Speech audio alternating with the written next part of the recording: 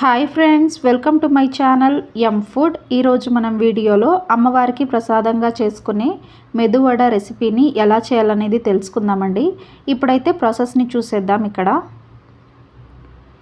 నేను ఒక చిన్న కప్ తీసుకొని ఇందులో మినప్పప్పు నీట్గా వాష్ చేసుకొని ఒక 5 అవర్స్ పాటు నానబెట్టుకున్నానండి.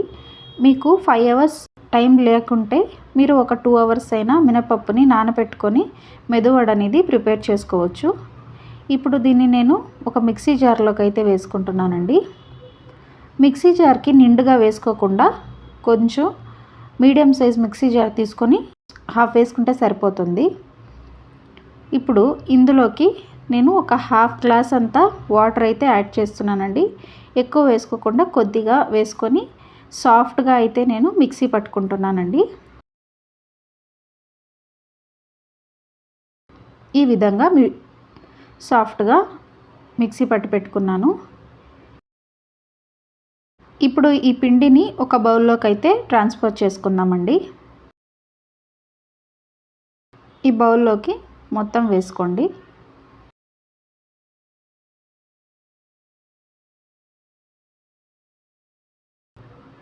ఇప్పుడు మిగిలిన పప్పును కూడా ఇందులోకి మిక్సీ జార్లోకి అయితే వేసుకొని మెత్తగా మిక్సీ పట్టి పెట్టుకుందామండి. చూడండి, ఈ విధంగా అయితే నేను మిక్సీ పట్టి పెట్టుకున్నాను. మొత్తం ఒకసారి అంతా కలిసేలాగా ఒకసారి బాగా అయితే మిక్స్ చేసుకోండి. ఈ విధంగా మిక్స్ చేసుకున్న తర్వాత నేనైతే ఒక చిన్న బౌల్లో వాటర్ అయితే తీసుకుంటున్నానండి. ఈ పిండి అనేది ఒకసారి వేసి చూపిస్తాను. ఈ విధంగా తేలాలండి పిండి వేసిన వెంటనే. అప్పుడు మనకి పిండి కన్సిస్టెన్సీ పర్ఫెక్ట్గా ఉందని అర్థం. ఇప్పుడు ఇందులోకి నేను సాల్ట్ అయితే వేసుకుంటున్నానండి. తర్వాత సన్నగా కట్ చేసుకున్న కొత్తిమీర వేసుకుంటున్నాను. అల్లం అయితే యాడ్ చేస్తున్నానండి. జీలకర్ర కొద్దిగా వేసుకోండి.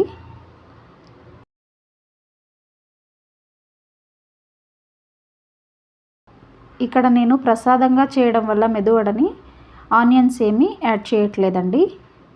ఇప్పుడు వీటిని బాగా మిక్స్ అయ్యేలాగైతే బాగా మిక్స్ చేసుకోండి. ఈ విధంగా కలుపుకున్న తర్వాత మీకు టైం ఉందంటే ఒక 1 అవర్ పాటు ఫ్రిడ్జ్లో పెట్టుకోండి. తర్వాత ప్రిపేర్ చేసుకోవచ్చు. లేదంటే వెంటనే అయినా మీరు ప్రిపేర్ చేసుకోవచ్చండి.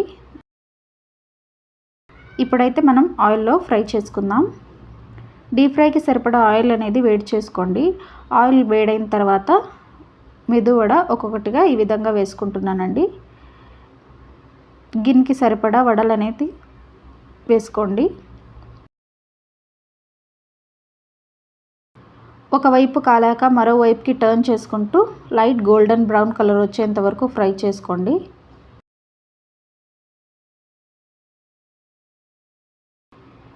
ఇంకాస్త వేగాలండి. ఇప్పుడైతే ఆల్మోస్ట్ మనకి వేగిపోయాయి. సర్వింగ్ ప్లేట్లోకి తీసుకొని సర్వ్ చేసుకుంటే ఎంతో టేస్టీగా ఉండే మెదువడ రెసిపీ అయితే రెడీ అయిపోయిందండి. ఇప్పుడైతే మనం సర్వింగ్ ప్లేట్లోకి తీసుకుందామండి.